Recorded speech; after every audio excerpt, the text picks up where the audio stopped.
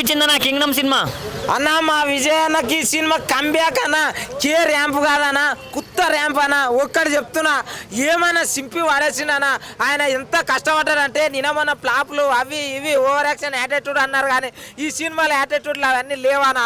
ఏమైనా ఉన్నదన్న మూవీ పక్కాన 1000 కోట్లు బరాబర్ కొడుతుందన్న. ఎందుకు చెప్తున్నా అంటే ఆయన పర్ఫార్మెన్స్ అట్లా ఇచ్చిండన్న. ఇంతకుముందు నేను ఎప్పుడు చూడలే. అర్జున్ రెడ్డి సినిమా అవి ఇవి ఉన్నాయి కదా, ఆ దాంట్లో కన్నా 100% మార్కులు ఇస్తే నేను బరాబర్ చెప్తున్నా. ఏమైనా చేసిన అరే హీరో మధ్య కెమిస్ట్రీ మాత్రం సూపర్ ఉన్నది అన్న. బ్రదర్స్ అన్న అబ్బా ఏడిపించిండు. సత్యదేవ్ అన్న యాక్టింగ్ అన్న ఇరుగా తీసుకో. ఆయన ఏమైనా యాక్టింగ్ అన్న అసలు బాబా పూర సూపర్ అన్న. ఇరుగా తీసి అవతల వాడేసిండు.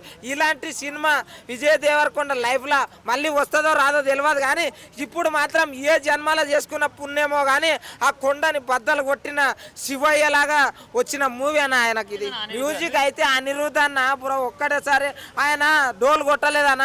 ఒక డ్రమ్ములు తీసుకొని వచ్చి రాళ్ళ తీసుకొని కొట్టినట్లు కొట్టిండన. అరే ఆయనది అరే ఇంతకుముందు వచ్చిన సినిమాలలో మ్యూజిక్లు చూసిరు కదా అన్న, ఆ దాంట్లో కన్నా కొత్త ర్యాంప్ కొట్టిండన్న. ర్యాంప్ కొట్టిండు.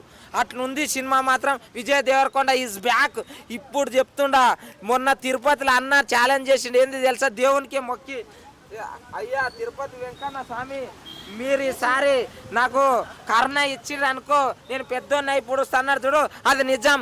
దేవుని పక్కల పోయి నిలబడి కోరిక కోరిన వారు విజయవంతుడు అవుతాడని నిరూపించిన గొప్ప యాక్టర్ ఎవరంటే కేవలం విజయ్ దేవరకొండ. తగ్గేదే లేదు.